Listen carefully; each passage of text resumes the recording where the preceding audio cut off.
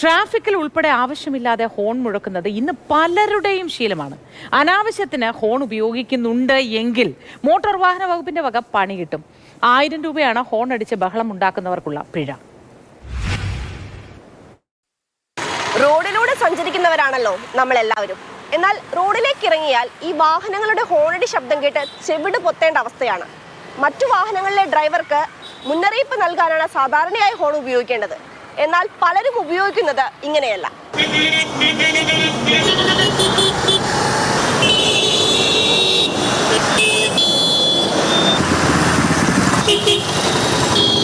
ട്രാഫിക്കിൽ green signal വീഴുമ്പോഴേക്കും തിടുക്കത്തിൽ കടന്നു പോകാൻ വേണ്ടി ഹോൺ അടിച്ച് ബഹളമുണ്ടാക്കുന്ന ഡ്രൈവർമാരുണ്ട്.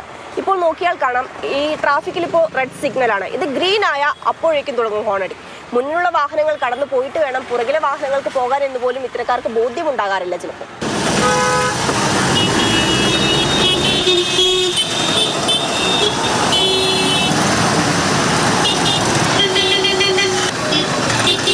ഇവിടെ ബ്ലോക്കാന്നറിയാം, എന്നിട്ടും ഇങ്ങനെ വെറുതെ അടിച്ചുകൊണ്ടിരിക്കുക.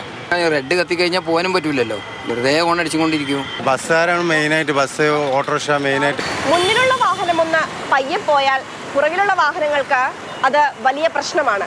അവരെ മറികടക്കാൻ ഈ ഹോൺ അടിച്ച് പേടിപ്പിക്കുന്ന ഒരു പ്രവണതയുണ്ട്.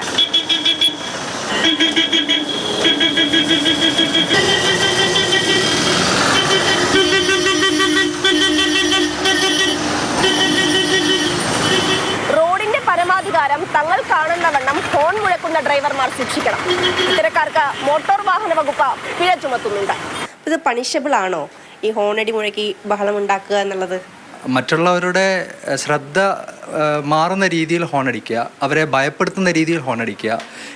കാൽനട യാത്രക്കാർ, സ്കൂൾ കുട്ടികൾ, അല്ലെങ്കിൽ ഹോസ്പിറ്റൽ, അങ്ങനെയുള്ള സ്ഥലങ്ങളിലൊക്കെ ഹോങ്കിങ് എന്നാണ് ഹോണടിക്കുന്നതിൻ്റെ ആ ഹാബിറ്റിനെ പറ്റി പറയുന്നത്. അത് പണിഷബിൾ തന്നെയാണ്. നീഡ്ലെസ് ഹോങ്കിങ് ആണെങ്കിൽ 1000 രൂപയാണ് ഫൈൻ. ഫ്രീക്വൻസി കൂടുതലുള്ള ഷ്രിങ്കിങ് ആയിട്ടുള്ള ഹോൺ അടിക്കുമ്പോൾ അത് 2000 രൂപ 5000 രൂപ വരെ ഫൈനുണ്ട്. 82 ഡെസിബൽ കൂടുതൽ വരുന്ന ശബ്ദങ്ങൾ തുടർച്ചയായി കേട്ടുകൊണ്ടിരുന്നാൽ നമ്മുടെ ചെവിയുടെ അകത്തുള്ള ഇന്നർ ഇയർ, ഉള്ളിലത്തെ ചെവിയിലെ ഔട്ടർ ഹെയർ സെൽസ് എന്ന് പറയും, ഈ സെല്ലുകളെ വളരെയധികം സാരമായി ബാധിക്കുകയും കുറേ കഴിയുമ്പോഴത്തേക്ക് കേൾവിശക്തിയെ തന്നെ നമ്മുടെ ബാധിച്ചുകൊണ്ട് മാനസിക സമ്മർദ്ദം കൂടുക, ഉറക്കമില്ലായ്മയുണ്ടാവുക, BP ഉണ്ടാവുക, ഹൃദയമിടിപ്പ് കൂടുക, ഇത്തരത്തിലുള്ള അനേകം പ്രശ്നങ്ങൾ ഉണ്ടാവാറുണ്ട്. അതുപോലെ തന്നെ ഗർഭിണികൾ, കൊച്ചുകുട്ടികൾ, ഇവർക്കൊക്കെ തന്നെ പലതരത്തിലുള്ള ആരോഗ്യ പ്രശ്നങ്ങൾ ഉണ്ടാവാം. നമ്മുടെയൊക്കെ നാട്ടിൽ മിക്കവാറും എല്ലാ ട്രാഫിക് പോലീസിൽ 50% കൂടുതൽ ആൾക്കാർ നിങ്ങൾ നോക്കിക്കഴിഞ്ഞാൽ കൂടുതലും അവർക്ക് high frequency sensorineural hearing loss, അതായത് ഹൈ ഫ്രീക്വൻസിയിലുള്ള ഞരമ്പിന് തകരാറ് ഉണ്ടായിരിക്കും.